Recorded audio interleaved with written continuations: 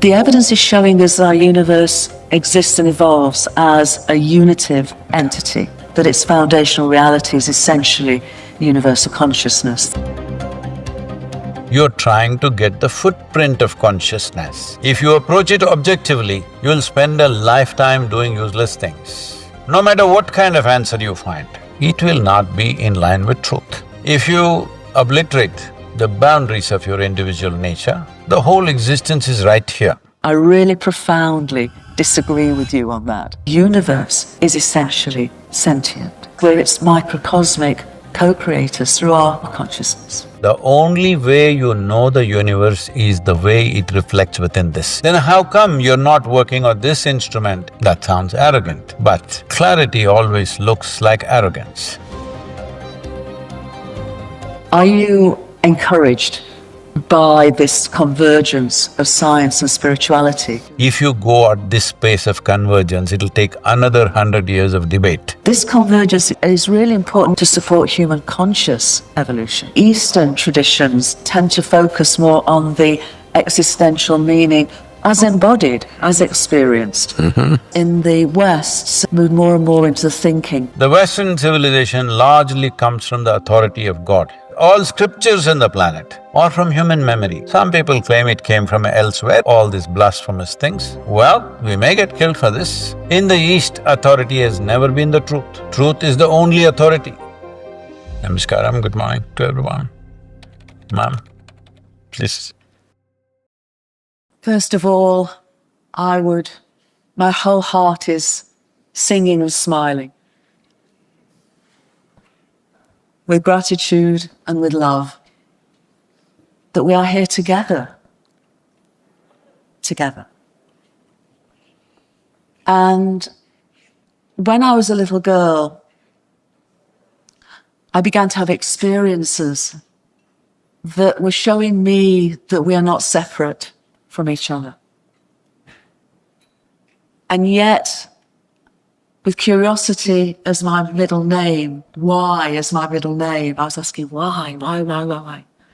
The science that I was taught at school, that I was taught at Oxford University, was a science of separation, a science of materiality, a science that had no place to connect with my experiences.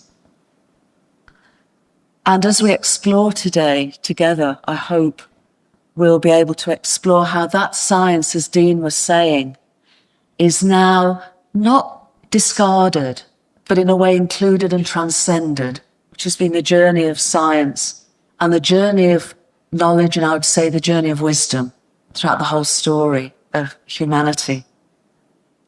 So for me, I would love to ask lots of questions. Because, Sadhguru, you've experienced the world as essentially being inseparable from it all your life, is that correct? But for me, the most important part of that is that by realizing we're inseparable, we also realize that we are unique expressions of that inseparability. And so for me, my work at the moment, and we can explore cosmology and we can explore consciousness, but for me now, is it what does it matter? What difference does it make? And that's the question that I would love to ask you. What difference do you feel it makes when we see the world through a lens of wholeness and inseparability, and I would say love, as opposed to what we've been seeing earlier about a world where people are depressed, people feel lonely, people treat the world as if it's somehow separate. We extract, we exploit.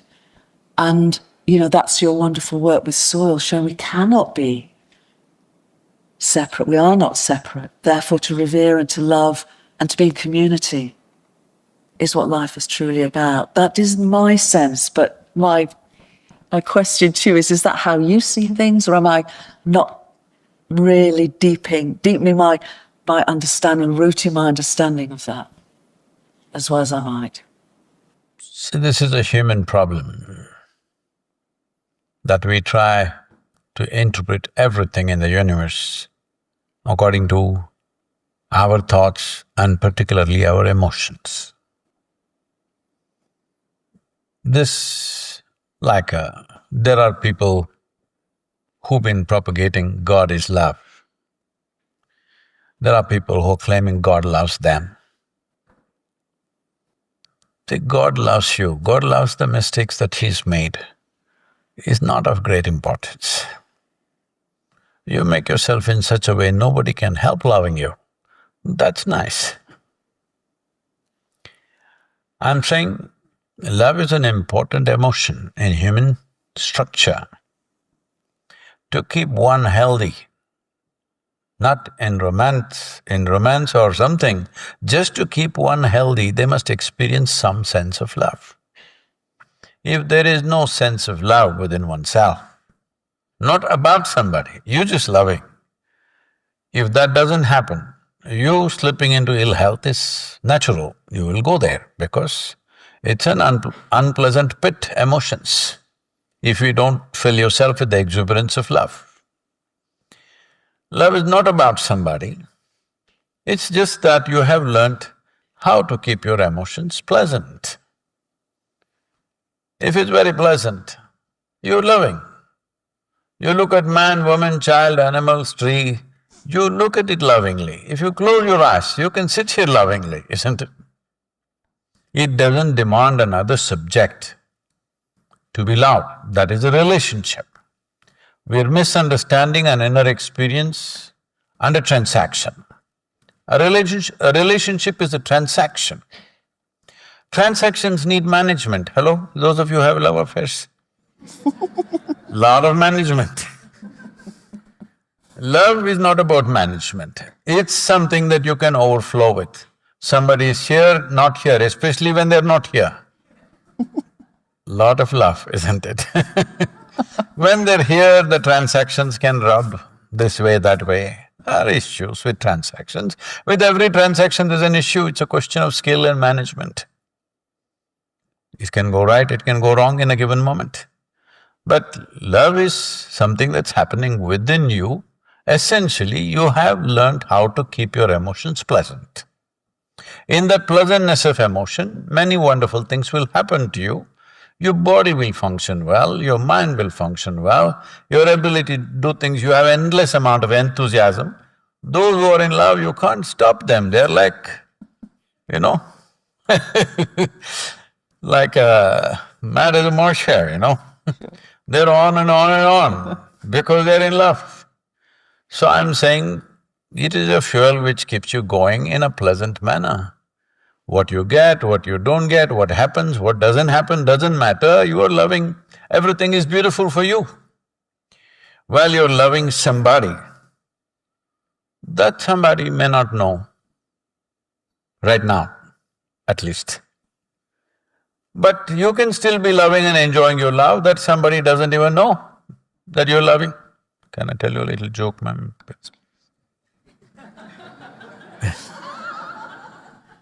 Because this is a university, they all tend to get frozen in seriousness. So this happened in a university. Shankaran Pillai was studying in a university, I'm not saying this one, somewhere. And one day he went to his professor and said, "Sir, I need your help regarding something, I need your advice and help." The professor said, "Well, I'm here for that, tell me what's the issue." He said, "I'm in love." He mentioned the name of a college beauty and he said, "I'm completely in love with her, but I'm only 50% successful, you need to help me." The professor said, "No, no, no, I'm not here to help you with those kind of things, I'm here for academic help." "But anyway, what do you mean by being 50% successful?" He said, "I'm completely in love with her, but she doesn't know. 50% is on, the other 50% doesn't know. So even if they don't know, if you're loving, it's nice for you. But when you try to make a relationship out of it, there you may succeed or fail, that's a different matter. So, people took up entities that they can love immensely. They love God. Very easy because He never walks here on the street. If you love God, always you can be… I'm not saying it's wrong. All I'm saying, it's a wonderful device. You love somebody who is never going to mess with you. Hello? Isn't it a good thing? Guaranteed, I'm saying. But a whole lot of people today have shifted to dog. They got the spelling, I think, they heard it little wrong. But dog is also 12 years guaranteed love affair. Whichever way you are, it loves you. That's the best thing about a dog. What? Yes. No, she's got the dog in her hand, that's why. Whichever way you are, it loves you. There is no man or woman like a dog. Hello? What do you say? There's nobody like that. Because no matter what kind you are, the dog loves you. So, but only problem is his lifespan is much shorter than yours. So every 12 years you have a heartbreak and you learn to handle it, all right? People learn to handle heartbreaks in this last 50 years. A lot of people have learned how to handle it. They're not broken like before. They learn to handle it. So dog is a good thing, 12 years, whatever. But I'm saying, love is a human emotion and a very essential emotion, no question. But other aspects of life, are they in love? If we want to look at it that way, hydrogen and oxygen came together in a love affair and water was born. Well, it's okay in a Sunday school. Nothing wrong, this is just human interpretation. Out of love for life, the flowers bloomed. No, they're waiting for the bees. They have their business. For some transaction that they need for their life's well-being, they're all on. So we want to look at like that, it's good for you, it's good for your heart because it makes you feel good. Wherever you see love affair, love affair, love affair. Fantastic. But I don't think we need to interpret the world like that because it's a human need. And who is a human being? A minuscule creature in this cosmos. A cosmos where neither the men of science know, nor people who claim to be men of God know where it begins, where it ends. Nobody knows where it begins, where it ends, it's that vast or seemingly unlimited. In this, who are we? We are a super microscopic creature. The fantastic thing is, we have been given an individual experience. We can sit here and have our own experience. In this hall, people can sit here and everybody can have their own experience according to their likes and dislikes. So this individual experience, if you take it too seriously, you will feel suffocated. When you feel suffocated, you desperately want to love everything. No, that's not how it should be. Love should be just your fragrance, not a desperate attempt, I want to love you, I want to love you, no. If you blossom, it's like fragrance of a flower. A flower doesn't come and hold you, it just spreads its fragrance and you love it because of that, that's fine. A human being should become like this, need not seek love in everything. Do you want to keep your body pleasant or unpleasant? Do you want to keep your mind pleasant or unpleasant? Do you want to keep your emotions pleasant or unpleasant? Do you want to keep your fundamental energies pleasant or unpleasant? If you ask anybody here, pleasant. 100% vote, all right? What they want for their neighbor may be debatable, you know. But for themselves, it's pleasantness. They want love, they want joy, they want health, they want well-being. There's no question about this. So, the aspiration for love is anyway there naturally. It is just that what is obstructing it. If you want to look at that, we can, but you had something to say, please. I'd love to look at that, but before I get to that, I would, as a woman of science as opposed to a man of science, I do take issue with that perspective. With science, we should not be men or women. Well, you said men of science, so I'm saying women of science. But there is something in me as a cosmologist and a realization that the evidence basis we now have at all scales of existence, somebody showed the Planck scale a little bit earlier, from the fundamental Planck scale to the whole of our universe. The evidence is showing us that our universe exists and evolves as a unitive 100%. entity. And we're also seeing that the appearance of its energy and matter and space-time are not its most foundational reality.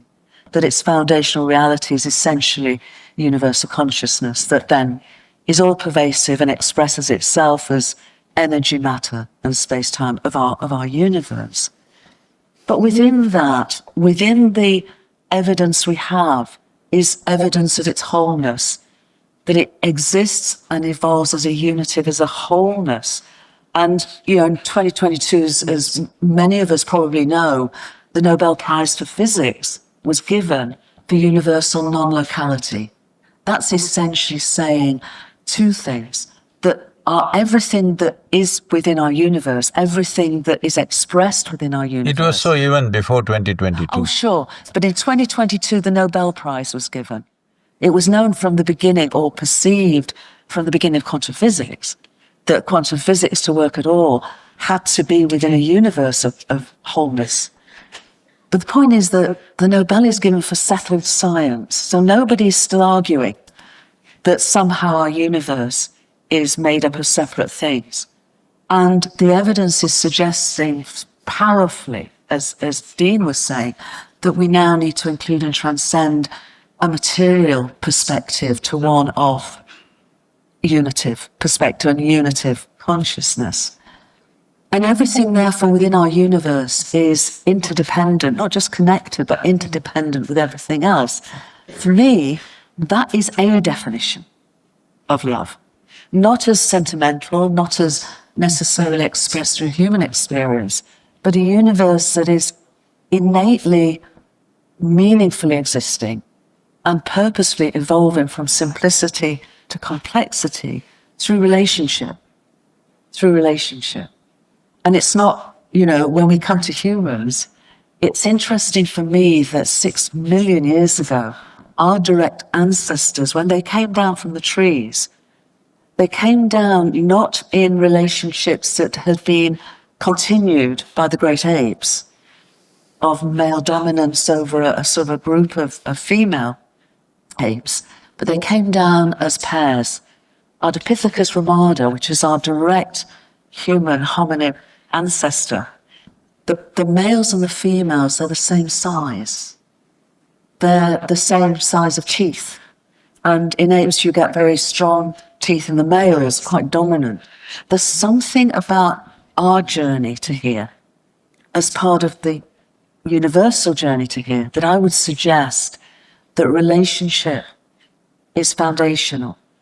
And whether we term it love or whichever way, and we certainly experience it in the ways you were suggesting. When you utter the word love, like our learned professor was saying, lot of physiological changes will happen in many people. That's why I would say inclusive.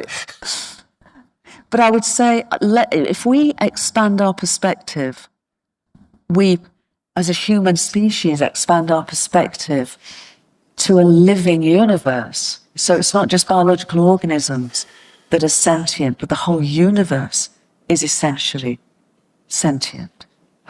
Then in a living universe, perhaps we can also expand our notions of relationship and interdependence as being foundational to the way the universe exists and evolves. And we, as you say, we're very small, but we're also, I would suggest, we're its microcosmic co-creators through our consciousness, through our ability to be and live and love. See, why love becomes important is because throughout human history we've seen conflict. Yeah. And when women had the same size teeth as men, I don't know what all happened. It's a frightening thought, isn't it? It's a frightening I'm thought. just taking a risk, okay? So, so the reason why this is happening is individual forms, whether it's my physical form or we can make it, this is my community, this is my family, this is my race, this is my religion, this is my nation. So, we are going on forming more and more forms because we are a form ourselves. Once you create a form, it will inevitably clash with another form, one way or the other. The fundamental uh, physics of clashing is because we have a form. These forms are essentially happening. Now, this is a form because this is a certain body of memory. Well, we may not remember who our ancestors were, but their nose may be sitting on our face, their skin color is still on us, everything is on us. Yeah. Everything, micro-information is there. This is a body of memory. We call it evolutionary memory, elementary memory, genetic memory, karmic memory. Like this, we go on 8 forms of memory. We'll leave those things now. But this is a body of memory, that is a body of memory. If the memory is dissolved, this form cannot exist. This goes for every form, whether it's a rock or a glass of water or man, woman, child, whatever, everything has a certain memory. What we are talking about as consciousness, because it's in the title, I thought I'll come to that, is a dimension of intelligence where there is not an iota of memory. So, it is not like… See, the problem is right now, everything that we are doing is coming out of human intellect. If I ask all of you, would you want your intellect to be sharp or blunt? I'm going to bless you, please tell me. Sharp. So you want a sharp instrument. If you have a sharp instrument, what can you do with it? You can cut, you can slice. If you have a sharp knife in your hand, you can dissect something to know. Well, many of you who've been in science classes might have dissected that poor frog or I don't know, a cockroach, I don't know what you dissected. And you looked at the frog when it's alive, you did. Its heart was beating, you're so excited, look at the way the heart is beating. The frog, what it thought about you, we don't know. This also happened. Shankaran Pillai went to a fortune teller, okay, a crystal ball.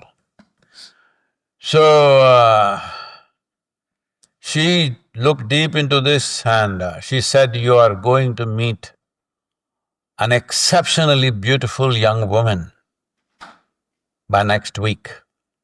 He said, is it so? Where is it going to happen? She said, now with a spell I'm going to make you into a frog. This is going to happen in a biology laboratory where she looked deep into you. Before she cut you up? She looked deep into you. Cutting you open is for looking deep. Very deep, very deep. So I'm saying if you have a knife, good for dissection. But you want to stitch your clothes, you can't stitch with a knife. Right now, a lot of people are stitching their clothes with a knife, I think, that's why it's in tatters. Hello? You're not… no. No. So I'm saying if you use your intellect to do everything in the world, it will go into tatters. So you cut it into pieces using your intellect and then you're trying to put it together. There is no such need. If you breathe, you know you're one with everything. What the tree exhales, you're inhaling. What you exhale, the tree inhaling. This is… it is on all the time. First thing is you separate yourself, you call tree a wood. Hello? You call tree a wood, then how will you know what is life? Life is an inclusive process. It's a phenomena which is all-inclusive. Well, you are a small manifestation for a tiny little creature that we are. We've been given too many things. Magnanimity of creation is such, we've been given too many things. Look at us, how many things we can do, how many things we can experience, how many things we can explore. But who are we in this universe? Just a speck. Tomorrow morning if all of us disappear, right now if all of us disappear, nothing will happen, everything will be fine in the universe. Such a tiny creature, how much privilege, but how much suffering human beings are creating? Because they have a sharp knife, but they don't have a steady hand. They're little la la la la. So la la la la la, their own intestines come out. Right now, human beings are constantly hurting about something. Did it happen to any of you in Boston? I know it's happened recently for somebody else, but did somebody stab you? Hello? Nobody stabbed you, they're ignoring you. Huh? I'm saying from outside, nobody's poking you. But for inside, you're poking yourself. Why? Because you have a sharp instrument in your hand. If we gave you the brain of an earthworm, you would be peaceful. I don't know if you will be blissful, you will not be, but you will be peaceful. But right now, whole lot of people are going about teaching the whole world, peace of mind is the ultimate attainment. Even the so-called spiritual teachers are saying, peace of mind is the ultimate goal of life. Such people will only rest in peace. Because peacefulness is not a goal, it's a fundamental requirement to sit here right now sensibly. If you want to sit here sensibly, to be peaceful and joyful is most essential. But now this challenge has come because we are trying to do everything with a knife. With a sharp knife, if you try to eat, your tongue will be in slivers, all right? Everything will be broken and in pieces, and we are doing a whole lot of education with a sharp knife, cutting everything into pieces, and now she's trying to sew it together. I'm saying we neither need to cut it nor sew it. Anyway, it is happening as one grand phenomena. If you obliterate the boundaries of your individual nature, which is ruled by your memory, essentially if you step out of your memory trap, memory is a great possibility. You are knowledgeable, you have a PhD, you have many things. Why? Because of your memory. But memory is also a trap. Right now, these three people are my friends. Why? They're in my memory. Those people, I don't know. They're not in my memory. So, memory is also a trap, it's a prison.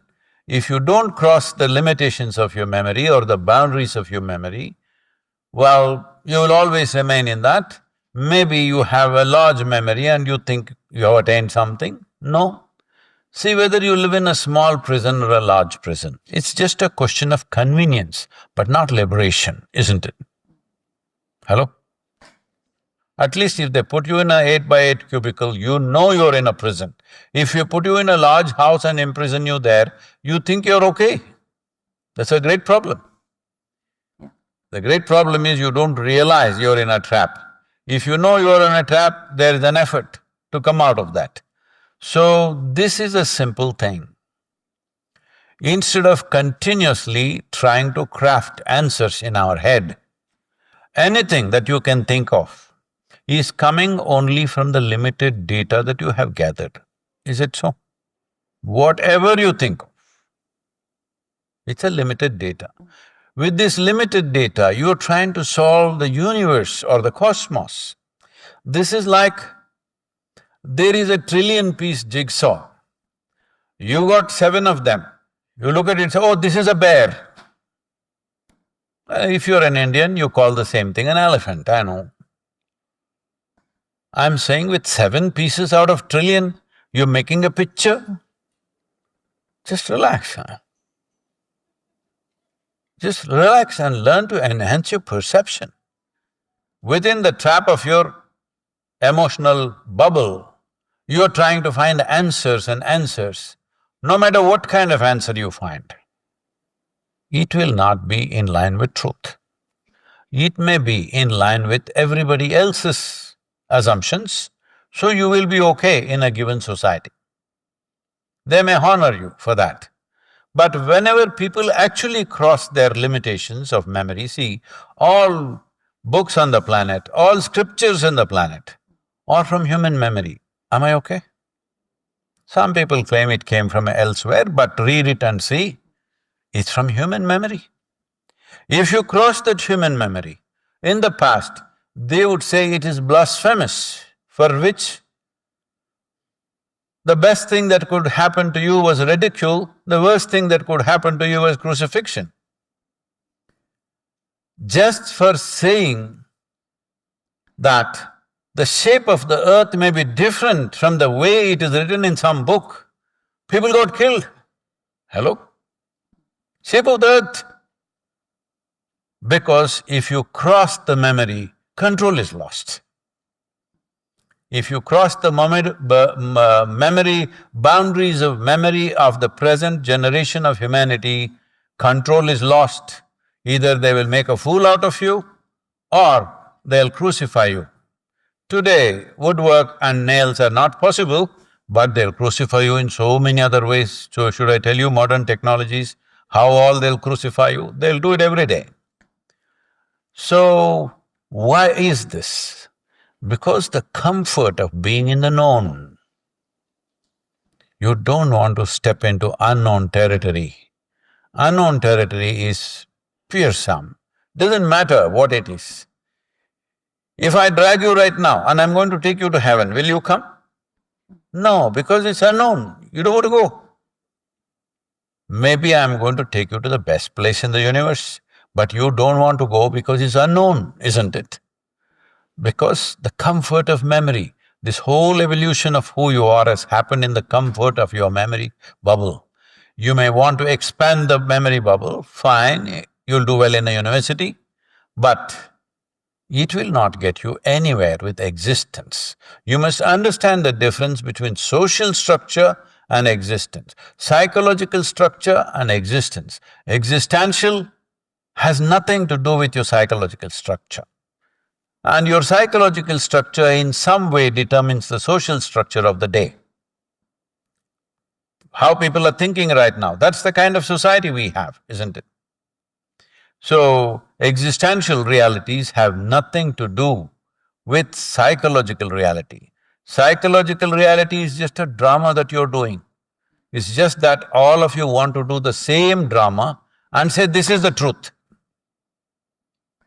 If you do your own drama, which nobody else is doing, they will say you're crazy. Hello? Yes or no? You must do the same drama everybody is doing. Then you're a normal human being in this society.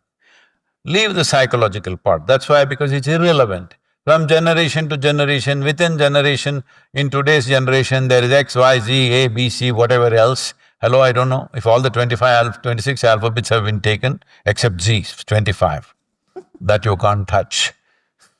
Speaking of that and moving beyond that, existential nature is consciousness, yes? And just to make that point, because… No, I would like to… See, because the word consciousness, I've been listening in the universities here and there, conferences that I've been to, which I'm withdrawing from everything I've withdrawn in the last 4 years, because consciousness as a word is defined and redefined by so many people according to their convenience. Bala is an anesthetologist. He thinks consciousness means he can obliterate consciousness by… He's been doing it very well. And he can again but I guess light it up. I'm really trying to understand this, because this is my experience too. What you're describing has been my experience. But we were talking before we came on about where we are in the world today, and so much of what you are doing with the soil, with communities, are really waking people up to this understanding of who they are, beyond the memory, in terms of that deeper nature of themselves. But I guess what I'm wanting to ask, and I'm wanting to ask it of all of us, you mentioned the point about when two folks, they clash. But in terms of the evolution of the universe has progressed through some degree of competition, but profoundly and in leaps through cooperation, through an ability to move from simplicity to complexity, whether it is hydrogen and oxygen coming together, whether it is planetary systems coming into being that could nurture biological progression, that then could go from single cells with a nucleus, to single cells to multiple cells, to 37 trillion cells of each of us. I have a little more than you. Everybody has more than I have. But it's not like the old days, you had the same teeth as me, you know. We're going to go back to that.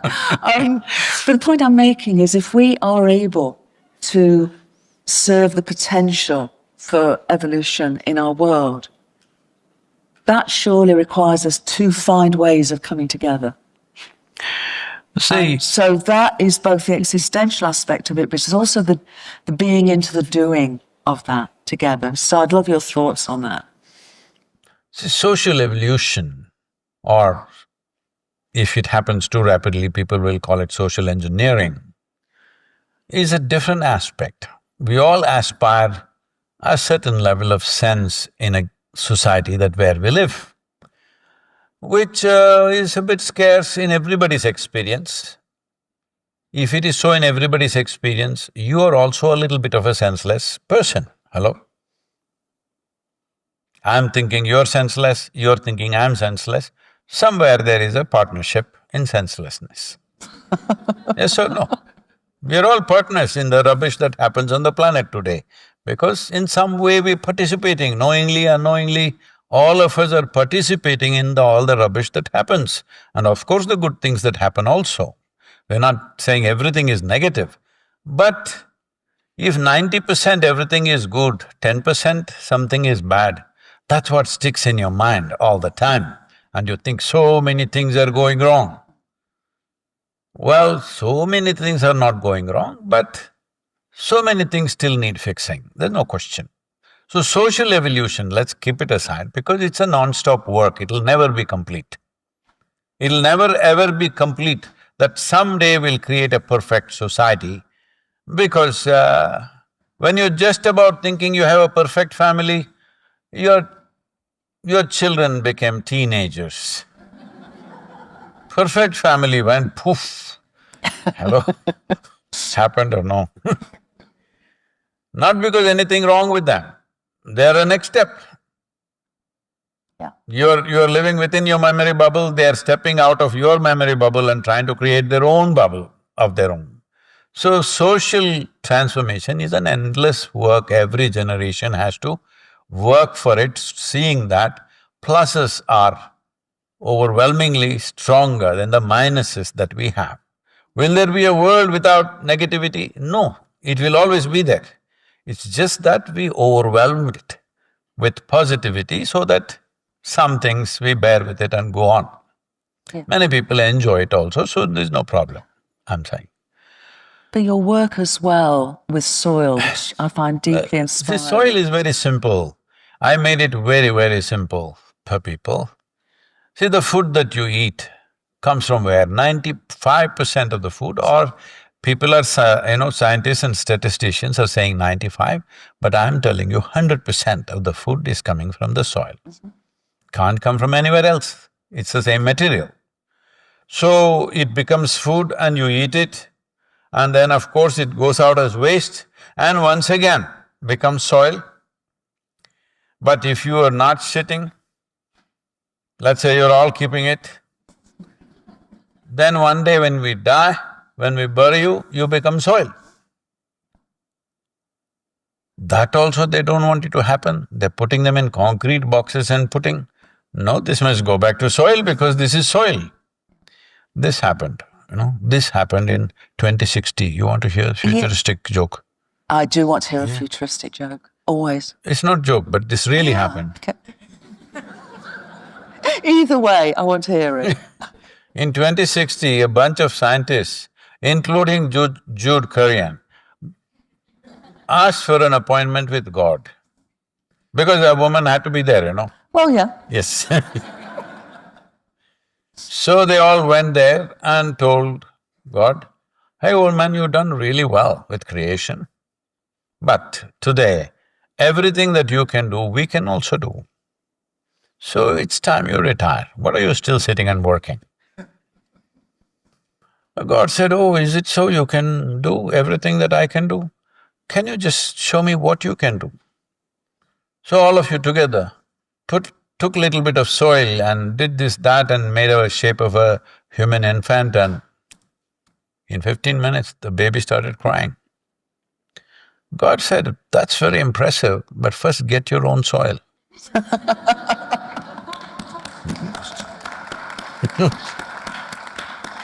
So soil was quite simple to make people see, you have risen from it and you'll go down to it. I had to continuously tell them, you're going to die one day. Hello? I'll bless you with a long life, but you will die one day. This is not my curse. This is the nature of life. You will anyway die one day. Either you'll live gracefully and die, or you'll live badly and die. That's the only choice you have. Hello? Dying or not, you don't have a choice. You can negotiate some more time. But you can't negotiate life or death because this is the nature. Coming to the soil, I used it as a very powerful tool to bring a spiritual experience to people that the soil that you're walking upon is actually you. And we started a movement called Project Green Hands many years ago, where I made a few thousand people sit down and breathe in a certain way and made them experience what you're exhaling, the tree is inhaling. What the tree is exhaling, you're inhaling. Once they felt that, you can't stop them from planting trees. 123 plus million trees, living trees, they have planted in the last… I wanted them to do it in 8 years, they have done it in 22 years. Slow they are, but they're doing.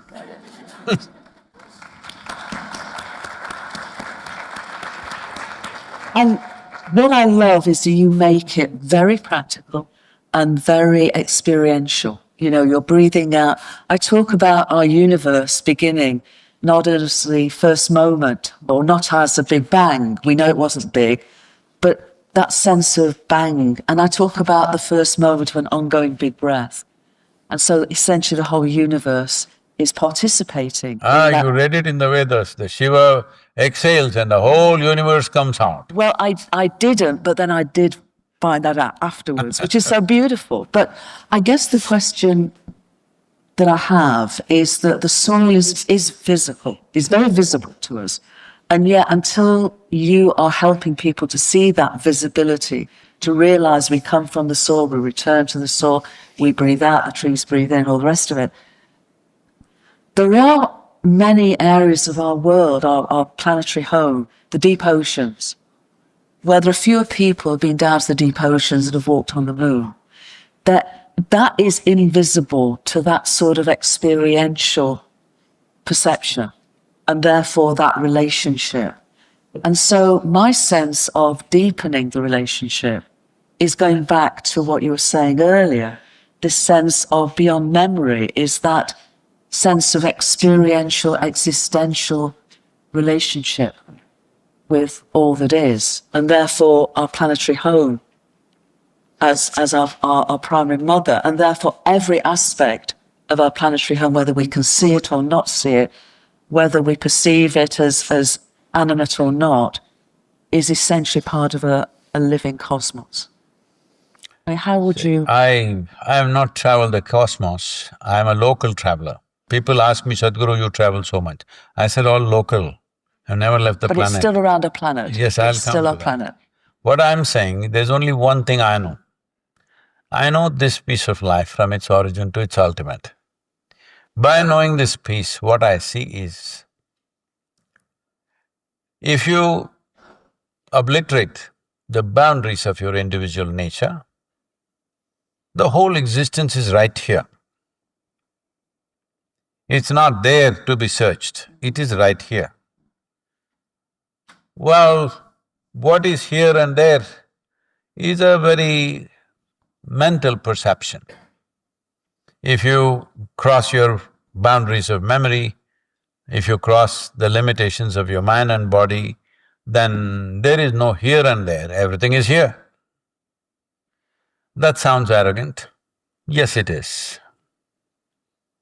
That sounds arrogant, but clarity always looks like arrogance because people are going about, if everybody is talking about figuring out things by touching like this, how many things can they touch?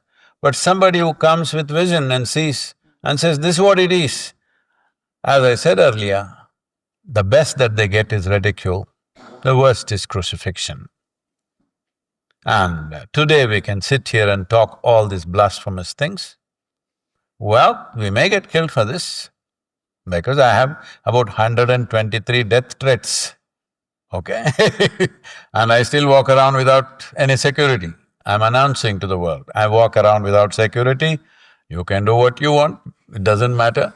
But the thing is this, the moment you cross the boundaries of your perception, moment you cross the boundaries of your individual nature, you have not caused any harm to anybody.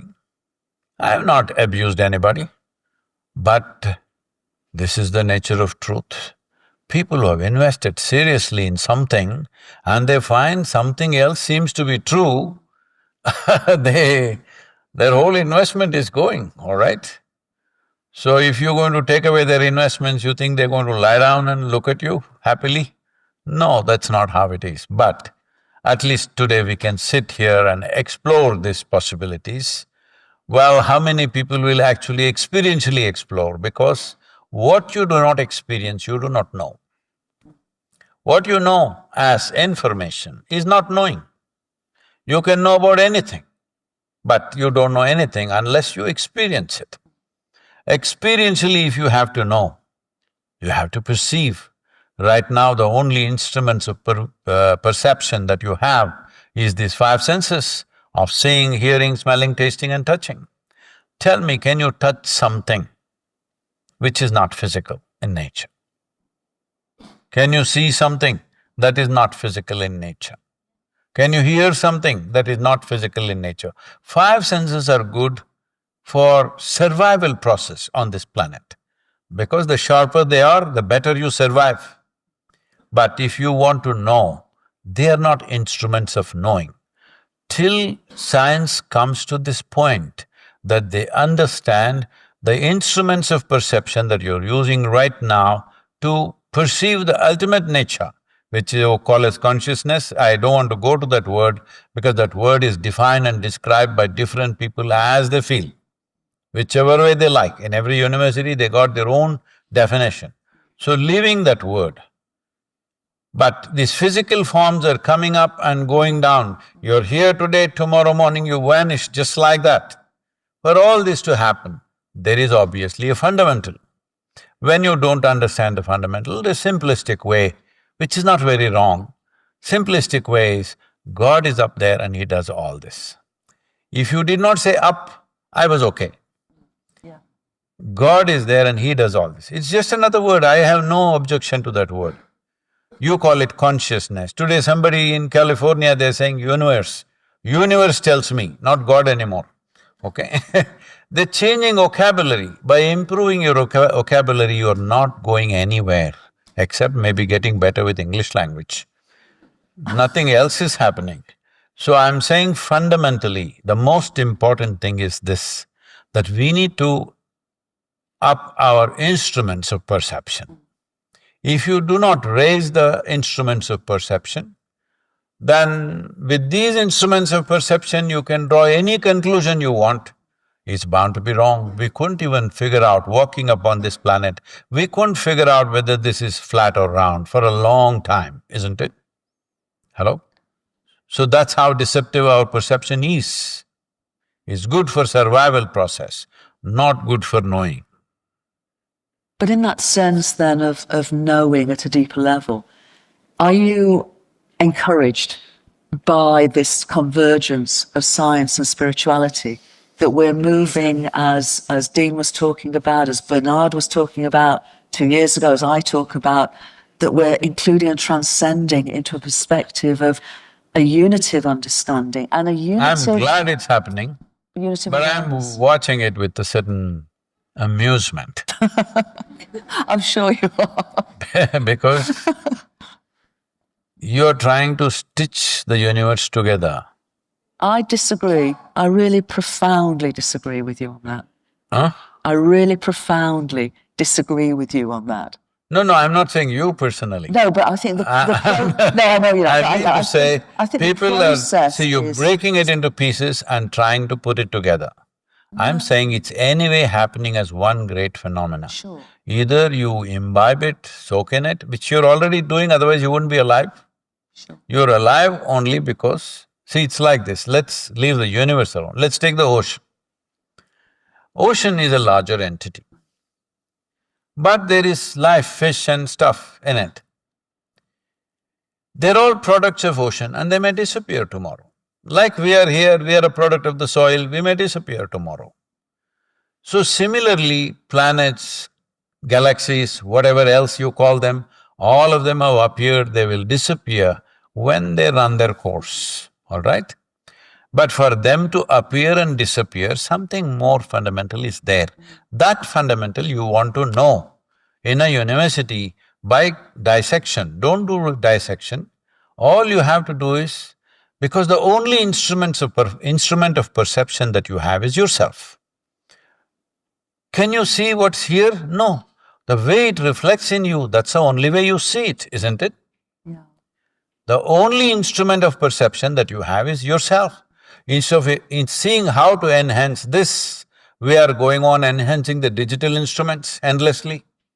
Well, that may give us technology, that may give us access, that may give us how to drop a missile through air conditioning vent. All these precision things we may do, but without enhancing this… When I say enhancing this, I'm not talking about muscular enhancement, I'm not talking about intellectual enhancement, I'm not talking about enhancing your knowledge. There is a way to enhance the life that you are. Not the body, not the mind, not the chemistry, this and that. The very life that you are can be enhanced. If you enhance that, perception becomes simple. Nobody is working on this one when this is the basis of everything that you know. The only way you know the universe is the way it reflects within this, yes or no? Then how come you're not working on this instrument? You got what, Hubble and what is the other one? I'm not against this, I'm very excited about those things. James Webb. Yes. All these things you're looking at, it's fantastic. Why do you have a telescope? Because you have two eyes, isn't it? Because we have visual apparatus which can see thus far, we want to see that far, so you enhanced it. You are only enhancing your eye by… Sure, on that basis I agree, but I don't see it as an either or, I see it as It's not either or at all. No, it's not either or. Please, if you… I'm sorry if I came out that way, because I use the word you. When I say you, I'm talking about the whole world. I understand, I do understand that. But for me, the excitement of the convergence… No, I'm… is that we are both the existential… Convergence is good, but what I'm saying is, if you go at this pace of convergence, it'll take another 100 years of debate. I'm not sure it will, because I think it's happening so fast now, as Dean was talking about, and as Bernard is with the Galileo Commission, with so much… I mean, I'm working with the Club of Rome at the moment, in terms of… All right, maybe it'll happen in 25 years in your perception. I'm not a betting woman, and I doubt if you're a betting man, but I reckon it's going to be quicker than I'm not betting on it. Because I think… I know how people argue against everything that is there in the world. So, knowing people, I'm saying it'll take a long time for this convergence. There's a simple way. It is 100% understood by everybody. Whether you are a yogi or a scientist, you understand this. Only if your vision is clear, you can see what is here clearly. Yes or no? So you understand this instrument needs to be enhanced. Totally agree. How you're enhancing it is now added a telescope and you saw all that. It's great. I have nothing against it. We got a telephone, we can speak thus far. But You need to enhance this life. That aspect has not been looked at all, at all. Because that is not even seen as a possibility. That is not even seen as a possibility. Right now, Bala and others are working to show how a person who in some way enhances himself has impact on the atmosphere around him. They try to measure that. I hope they measure that, but I'm skeptical about that because they'll measure impact. See, it's like you're measuring a No, no. No, no, it's not about him, He's please. got his hands in his… No, no, it's not about him. See, this is the nature of… this is the direction we have taken from day one. That is, we measure the footprint. But how do you measure the footprint of that one which has no physical form? You're trying to get the footprint of consciousness. How do you get that? You will never get that. Consciousness, if it is you're talking about it as an ultimate possibility, then you cannot measure that. You can only experience it. The dance of life, even if somebody is dancing, you cannot understand the dance. You can either dance or become the dance. If you dance, you will have fun. If you become the dance, you will be realized. So right now, this is all this is. If you're conducting your life well, you have some pleasure of life, but you have concerns of life also along with that. It never comes free, yes or no? But if you become life, oh, am I not life? No. You're a bundle of thoughts, emotions, ideas, opinions and scientific knowledge maybe, which is also your thought process. Because if I remove your memory, you don't just forget your neighbors, even your science will forget, isn't it? Because this is all in our head. But beyond this, there is something else out of which we come and fall back in so many ways. In everywhere, if you observe life without objectivity, it's a dangerous terrain I'm entering. When you say objective, it is good for observing objects. Something that cannot be defined, which doesn't have a definition of shape, form or boundary, how do you look at it objectively? That is, you're trying to make a limitless possibility into an object. You will never succeed. You never will succeed. So I'm saying this convergence is fine, they're making peace with each other. They're not chasing a yogi out of the university anymore. Okay, that is convergence. This is a social phenomenon, I'm fine with it. But this is not really getting together, because if this has to become one, you have to enhance your instrument. You should not look at things from… for solving problems of medicine, this, that, you can look at a microscope. But you must turn inward. Turning inward, what do you turn inward? Do you roll your eyeballs inward? You can't do it. Turning inward is a different phenomena. It's not objective in nature at all. If you approach it objectively, you'll spend a lifetime doing useless things.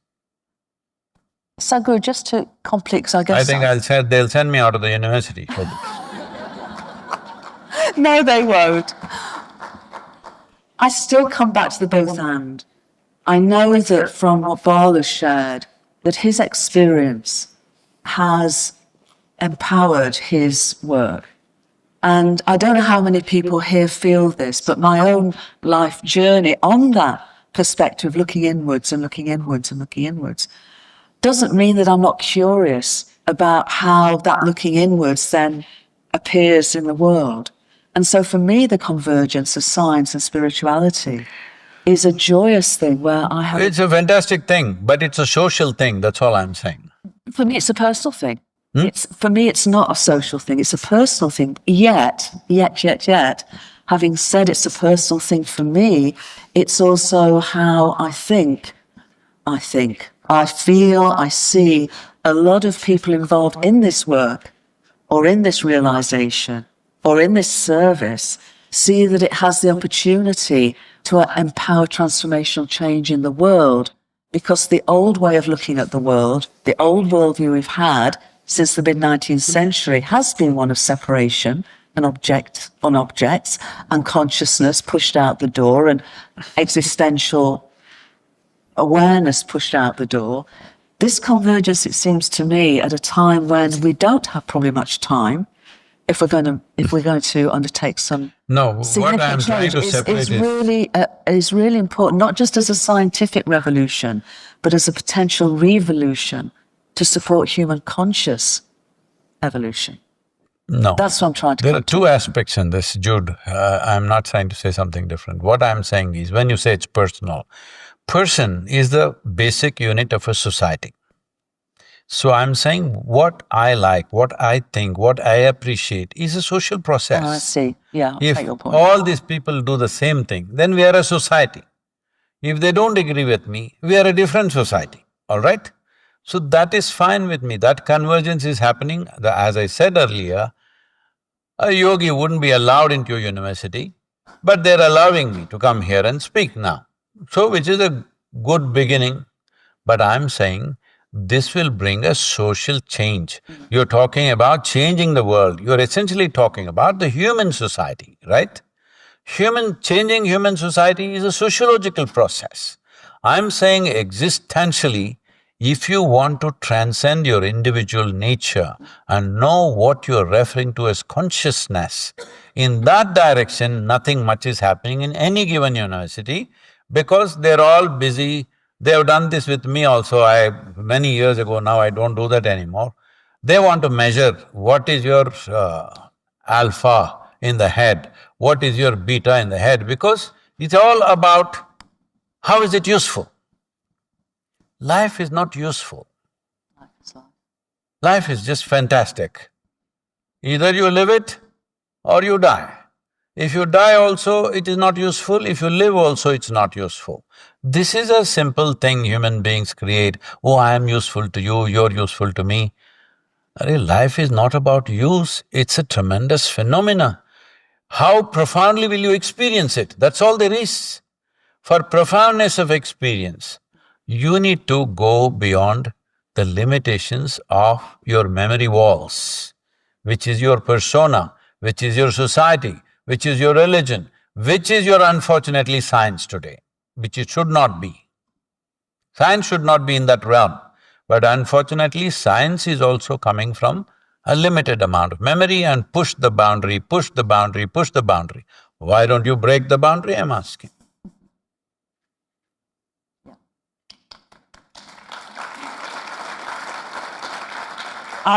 Personally, I'd rather heal the boundary than break it. Personally, I'd rather heal the boundary than break it. You're being diplomatic.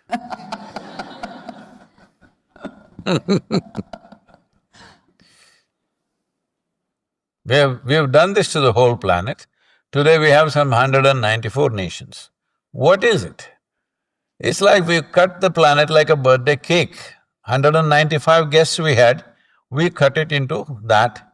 But I want a piece of your cake, hello.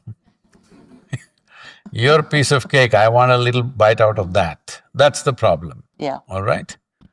But why have we first of all cut it and then trying to fix it? So this is because we are operating with one dimension of intelligence that we call as intellect, which is sharper the better. If you have a sharp instrument and you do everything with that, only thing you can do is cut it into more pieces, with best intentions maybe. With best intentions, I try to feed the cake to you with a sharp knife. Most probably I'll slit your tongue, isn't it? Good intentions only I have, but I'm stupid enough to use a sharp knife. Right now, that's all that's happening with humanity. They don't lack intention. They have intention, but they don't have means of execution. So I'm saying if you want a means of execution, turning inward is not about contemplation. What is there to contemplate? Same goddamn thoughts, how many times will you contemplate? Can you produce a thought for which you have no data? No. I'm very glad these AI machines are coming, I hope they come quickly. so that all of you feel redundant and no use. Because a machine is useful. A human being is not about use. It's not about how to use them. It's not about that. It's about how wonderfully this life can blossom, because when everything that you can do physically can be done by a machine, everything that you can do intellectually can be done by a machine, you will feel like a dud for some time, but then you will recover and I believe you will become conscious. That's what I'm working for and waiting for. I wish us all well with that one. She's waiting for you to fall in love with everything. Please do it, okay? Thank you, Sadhguru and Jude. We want to take some Q&As.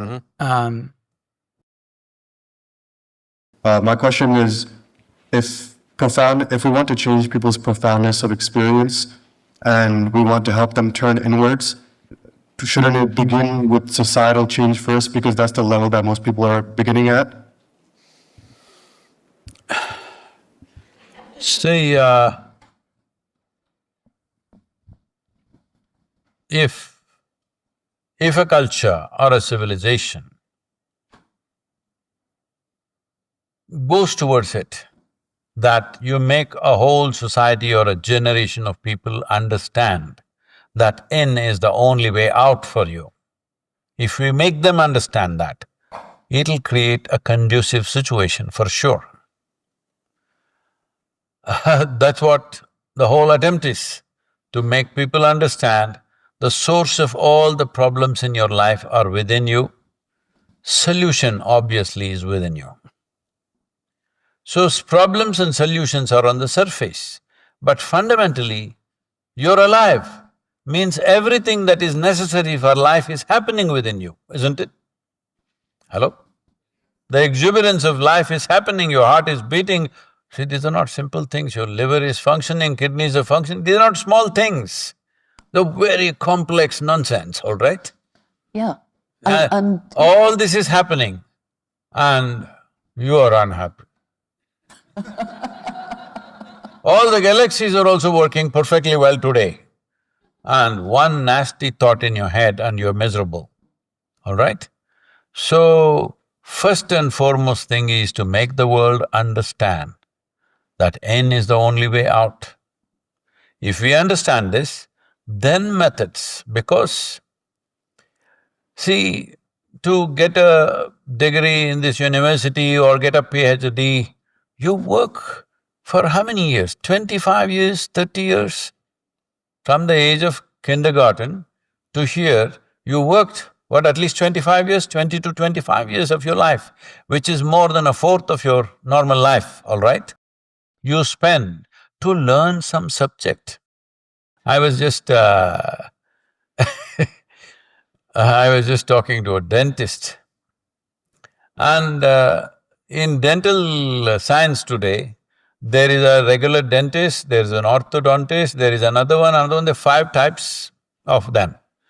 I said, why to fix this 32 teeth?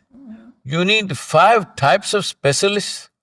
So he was explaining to me what all is involved. One guy is an engineer, another guy is like a sculptor, another guy is something else, something else. I'm saying just to fix 32 half-dead things, okay? They're only partly alive, partly dead. It takes 5 people to study 9 years of their life, is dental surgery they're studying. So I'm saying this is how complex life process is. In this, all the galaxies are working well today, or you think they're clashing? Hello? They're working well.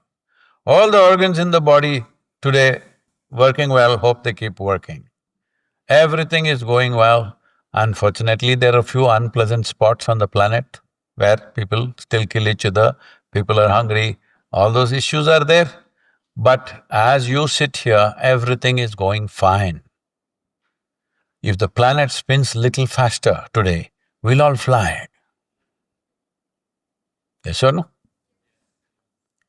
Everything is going at the right speed, not clashing with Venus or Mars. just going in its track, not changing its lanes. Hello? Everything perfect. One little thought, how much nastiness it creates. Is this a great problem, I'm asking? It's a simple thing. So this has to brought into the society 100%. This is the effort we are doing with Miracle of Mind. What we are doing is to make a simple process of meditativeness in such a way, nobody need to go to a guru or an organization or somewhere to learn meditation. See, in 1866, they made a survey and they found in United States, over 50% of the people above 45 years of age did not have teeth. But today everybody has teeth. You think this is because of those 5 forms of dentists? No, because our mothers and fathers insisted, you must brush your teeth. If you don't brush, no breakfast today. This needs to happen at every home. If you don't meditate, no breakfast today. That needs to happen.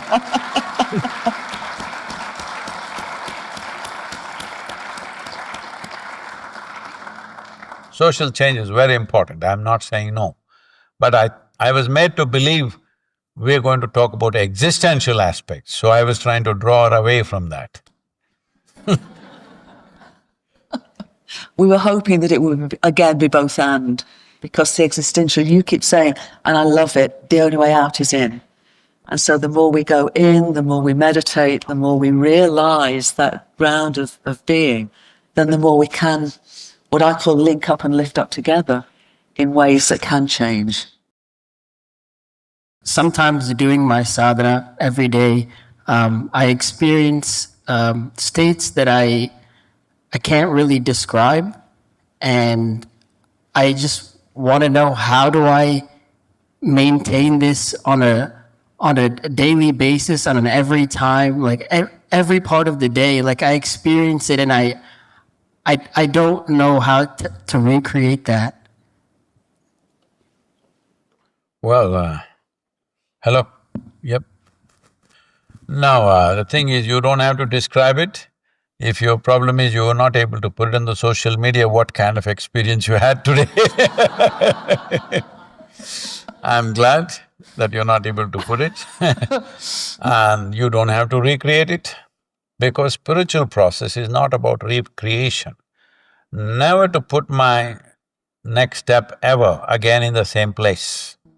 It's in a new terrain every day. Every step, every breath is a new terrain.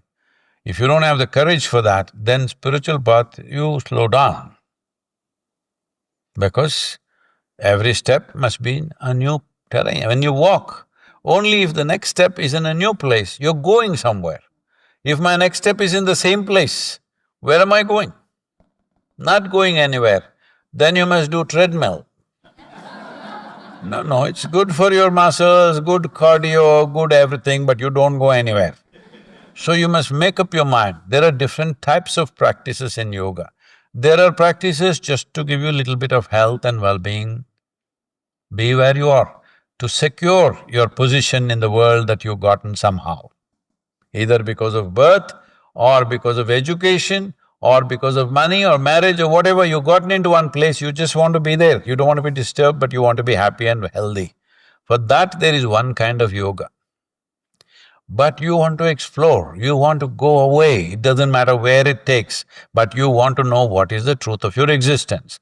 That is a different kind of process. I don't know what you're doing, so you must decide. I study philosophy in the UK. I realized that the kind of Western way of seeing philosophy is really focusing on argument. It's talking a lot about what kind of idea is true or false. While the Eastern wisdom system, which I summarize in this term, is probably looking at the practical effects on how to make individuals' life better. I wonder why is this so, whether my observation is really correct, and why is this so if it's correct, and how should we be in this kind of social environment? Thank you.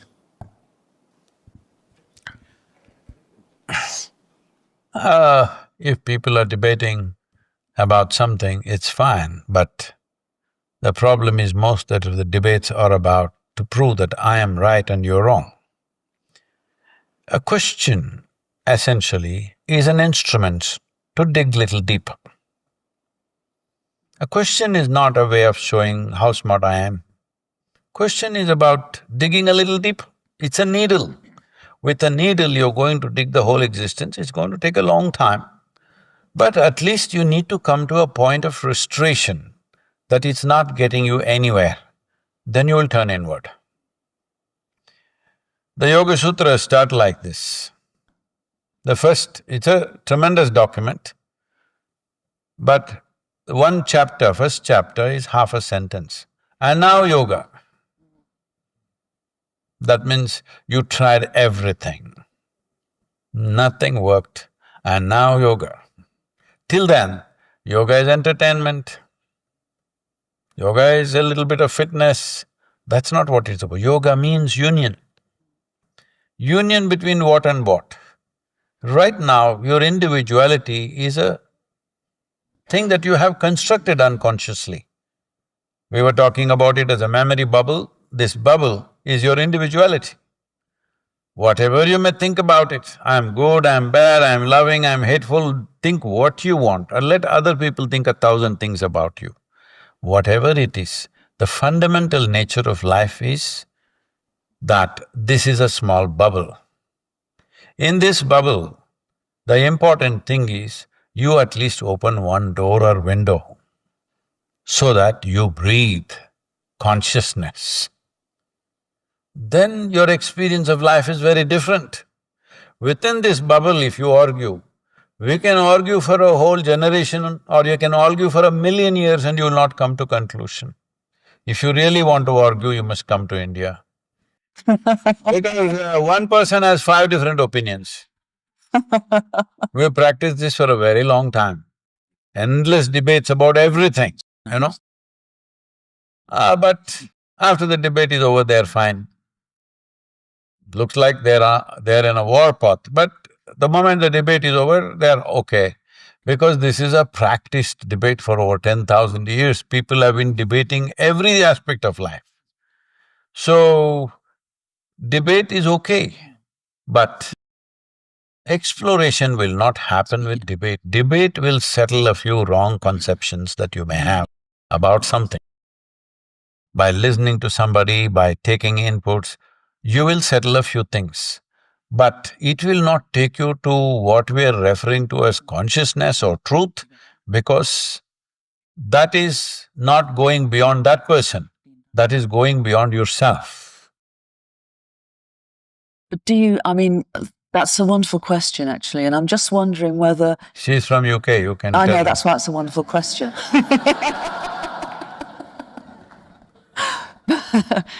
In my sort of understanding of this, that the Eastern traditions tend to focus more on the existential meaning as embodied, as experienced. And whereas in the West, certainly with Descartes and beyond, move more and more into the thinking process.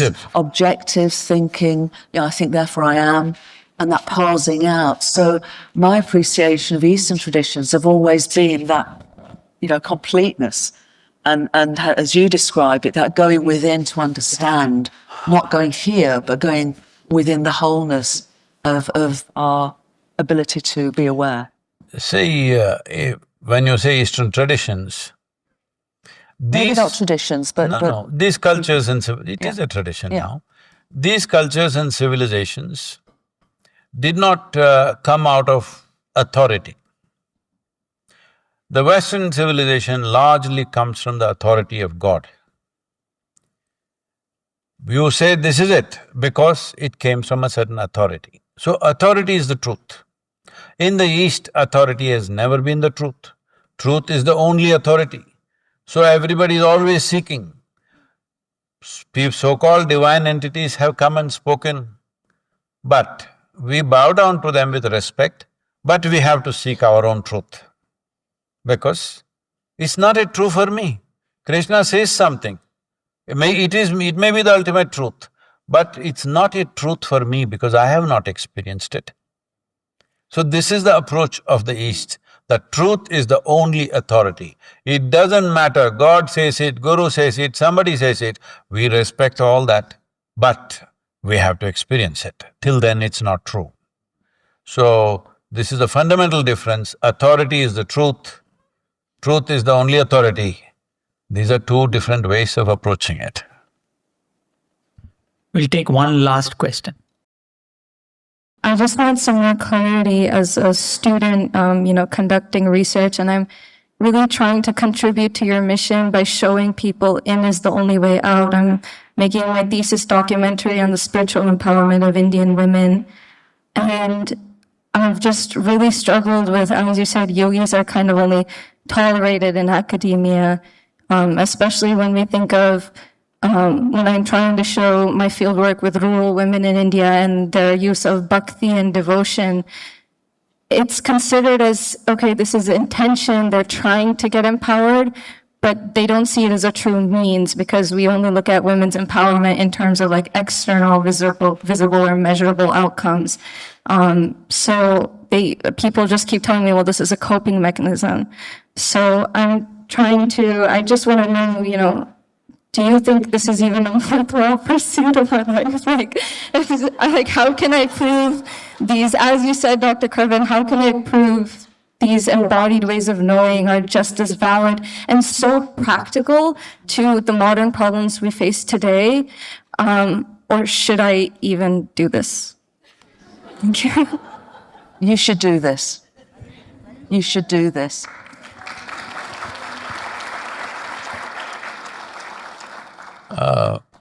When we say bhakti, we are misunderstanding bhakti as going to temple, church, mosque, whatever. That may be one small expression. Bhakti means a love affair without any salvage. You can't salvage yourself from it. It's a one-way love affair, full on. Whatever is happening, your love affair is on.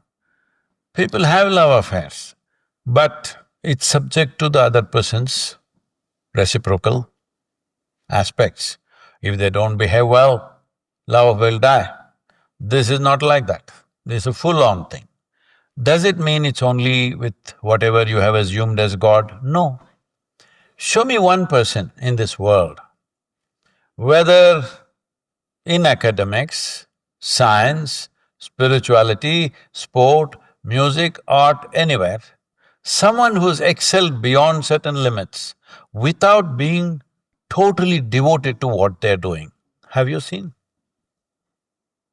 Only those who are absolutely devoted to whatever, to just kicking a ball, they're devoted to it, they will rise, isn't it? So this is the power of devotion, because devotion is one of the simplest ways to get everything focused in one direction. Otherwise, your mind will go here, there, you say in is the only out, but it'll be out. It'll do all kinds of things. The moment you're in love with something, boom, it's right there, isn't it?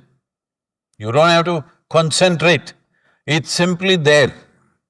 So that is the power of devotion, that you can have your mind, thoughts, emotion, energy, everything focused intensely. Though people claim that they are intellectually very strong and all this stuff, believe me, hardly 6 to 7% of the world's population has really powerful intellectual capabilities. All others are largely driven by their emotion. It's just that their emotion is in anger, hatred, jealousy, this one, that one. She's telling you to make it into love. If you graduate further, you make it into devotion. If your emotion becomes super pleasant and focused in one direction, what it'll do to you is unimaginable, do you understand? It will do things to you that you cannot believe. You will rise to another level of humanity. People will think you're godlike. So in India, we must understand there is no the God idea in the East. All the people whom we worship are people who walked the land, who walked our geography, but they rose. Because of their capabilities, they rose in such a way, we bow down to them. Today, there is a cricketer, probably most of you don't know cricket. You know cricket? You need to hit a ball, all right? Tricky game, dangerous game, tricky game because it's a hard ball. So this boy from the age of 8, all he did was hit the ball, hit the ball, hit the ball, hit the ball. Rose, rose, rose, rose. The highest award in the country, which is not an annual award, which is once in a way, lifetime kind of thing, is called Bharat Ratna, that means the jewel of India, was given to him. Then people have started saying he's a cricketing god. All he did was hit the ball. He hit it in such a way that nobody could imagine a man can hit a ball like this.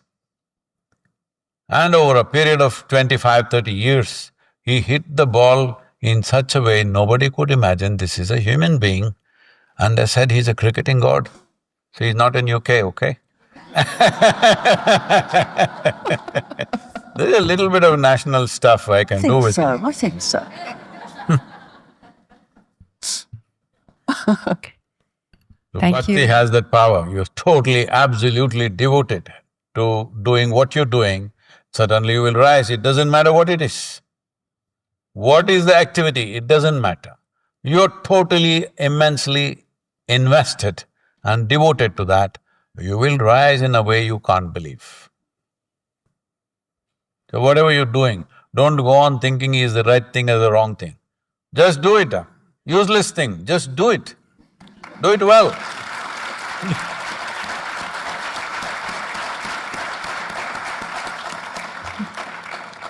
Thank you so much, Sadhguru and Dr. Currivan, for this enlightening conversation.